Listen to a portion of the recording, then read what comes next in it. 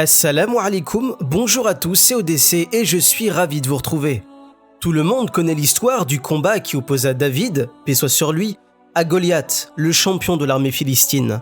Ce célèbre récit que l'on retrouve dans le Nevi'im nous donne un aperçu des prodiges qu'accomplit jadis ce grand roi. David, comme tout le monde le sait, vainquit Goliath en lui jetant une pierre avec sa fronde, l'exécutant probablement avec son épée, pour finir le combat par une décapitation. Mais saviez-vous que bibliquement, personne ne sait qui a tué Goliath ? En effet, deux versions du même récit s'opposent clairement dans l'Ancien Testament.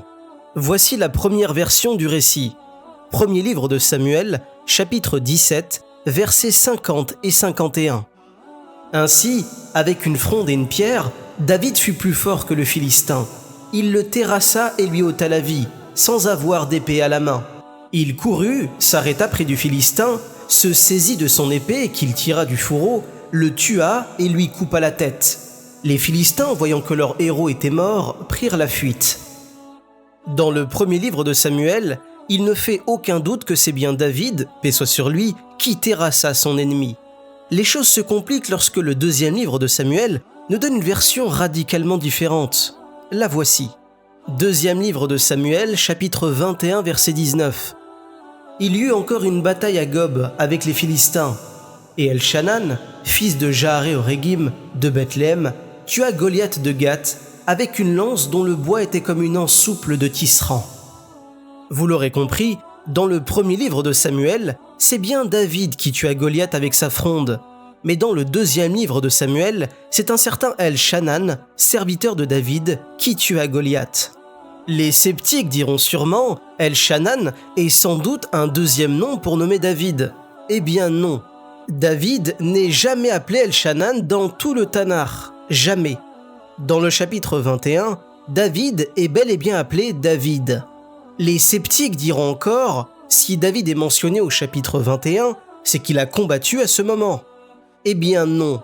Dans cette péricope, au verset 25, nous apprenons que David était trop fatigué pour prendre part au combat. Deuxième livre de Samuel, chapitre 21, verset 15. Les Philistins firent encore la guerre à Israël. David descendit avec ses serviteurs et ils combattirent les Philistins. David était fatigué. La fatigue du roi David est une information déterminante donc, puisqu'elle exclut le roi David de l'action du combat.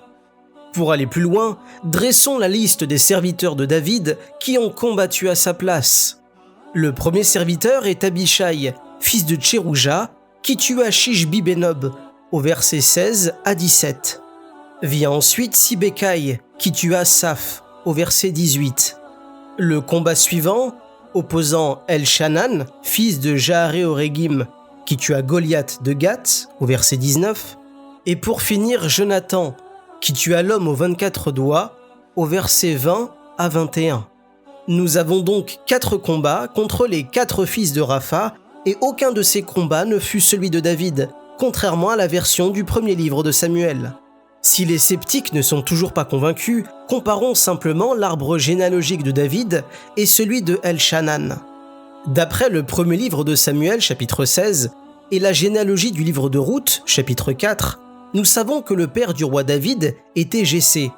Dans le deuxième livre de Samuel, chapitre 21, verset 19, Elchanan a pour père un certain Jaaré-Oregim. David n'a jamais eu pour parent ce Jaaré-Oregim. Le sujet est donc définitivement clos. Ces deux récits sont en effet en contradiction, cela ne fait aucun doute. Bon nombre de théologiens, exégètes, biblistes et professeurs en théologie l'admettent assez facilement, comme ce fut le cas de mon professeur, le père Olivier Bourrion, enseignant à l'Université catholique de Paris. Dans l'un de ses cours, il qualifie lui-même ce fait de contradiction, en mentionnant les passages en question. Certains chrétiens et juifs finiront par dire qu'au fond, cela ne change rien, ce n'est qu'un détail. Si cela peut les rassurer, tant mieux. Mais le fait est que Dieu ne peut pas en être l'auteur ni l'inspirateur. Ceci est une énième preuve de la non-authenticité des sources judéo-chrétiennes. Pour finir, je conclurai cette courte vidéo par un simple mais néanmoins pertinent verset du Coran. Sourate 4, An-Nisa, verset 82. Ne méditent-ils donc pas sur le Coran? S'ils provenaient d'un autre qu'Allah, ils y trouveraient certes maintes contradictions. Voilà, c'est tout pour cet épisode d'Errori Biblici. Merci beaucoup pour votre attention. Sur ce, assalamu alaikum et prenez soin de vous.